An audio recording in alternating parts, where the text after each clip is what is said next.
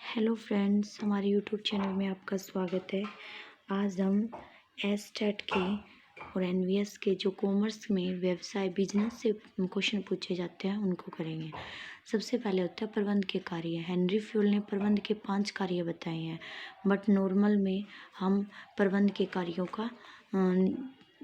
कार्यों को पढ़ेंगे। जैसे नियोजन, आप देख सकते हो प्रबंध के उपक्रम में नए कार्यों को विवेचन इस प्रकार है। क्या नियोजन? नियोजन क्या होता है? नई नई योजनाओं का निर्माण करना। और दूसरा होता है संगठन। संगठन क्या होता है? इसके अंदर 2 या 2 से अधिक व्यक्ति मिलकर किसी फर्म को चलाते हैं, ठीक है। इसे अपन क्या कहा जाता है?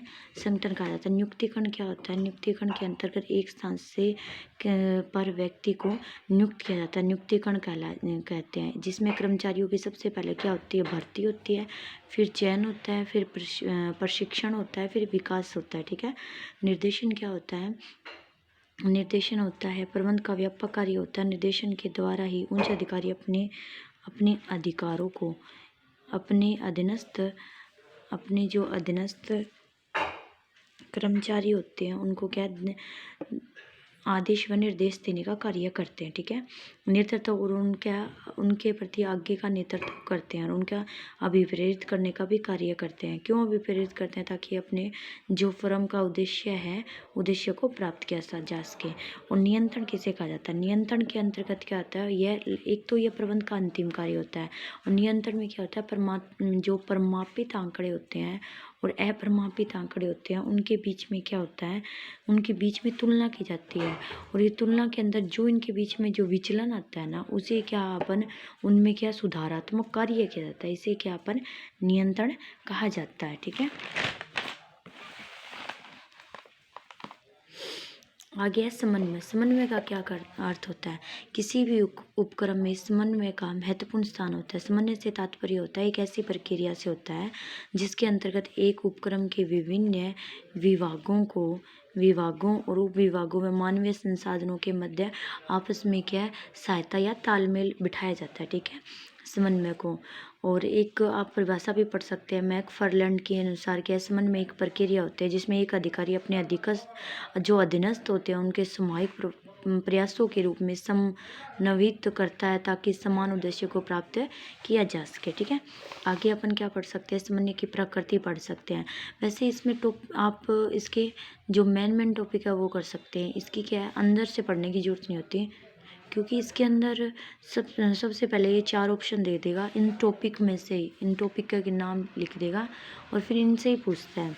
जैसे समन्वय क्या है? सामूहिक कार्यों में एक रूपता लाता है। इसमें क्या एक रूपता होती है? क्योंकि ये क्या है, जितने भी अधीनस्थ कर्मचारी होते हैं उनके व्यक्तियों का एक तो ना, जैसे अपन कोई फर्म में कार्य करते हैं तो एक व्यक्ति जो निर्देशन करता है ना, वो सब जो अधीनस्थ अधिकारी हैं उनको मिलकर लेकर चलता है, जिससे क्या अपने फर्म का उद्देश्य को प्राप्त किया जा सके, ठीक है। समन्वय कार्रवाई में एक रूपता लाता है। कार्रवाई मतलब अपने जो कार्य है ना अधीनस्थ, उनमें एक रूपता लाता है, ठीक है। समन्वय क्या है? निरंतर चलने वाली प्रक्रिया। यह क्या हमेशा चलती रहती है, जब तक फर्म रहेगी तब तक इसका चलती रहती है, ठीक है। समन्वय के सर्वव्यापी होता है, ठीक है। यह जैसे सभी स्तरों पे होता है, जैसे उन स्तर में भी समन्वय होना चाहिए। आपस में जो उच्च अधिकारी हैं उनके बीच में समन्वय होना चाहिए और अधीनस्थ अधिकारियों के बीच में।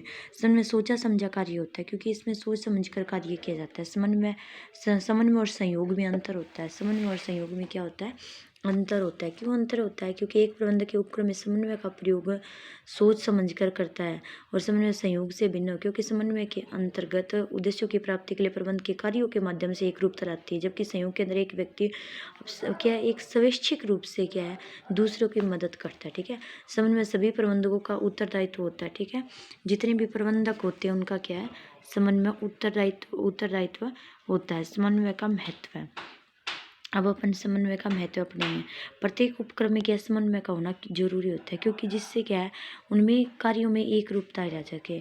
जिस प्रकार के आपने मनुष्य के अंदर एक शरीर में क्या आत्मा निवास करते हैं, उसी प्रकार क्या समन्वय में एक फर्म में समन्वय का होना जरूरी होता है, ठीक है। कार्यात्मक विभेदीकरण, समन्वय के द्वारा एक उपक्रम के अलग अलग विभागों उप विभागों को आपस में समन्वित किया जाता है। एक उपक्रम में प्रत्येक व्यक्ति को अलग अलग विभागों में नियुक्त किया जाता है। विशिष्टीकरण, विशिष्टीकरण का क्या अर्थ होता है? एक उपक्रम में कार्य का विभाजन और विशिष्टीकरण किया जाता है। विशिष्टीकरण के अंतर्गत उपक्रम के कार्यों को अलग अलग विषयों में विभाजित करके एक विशिष्ट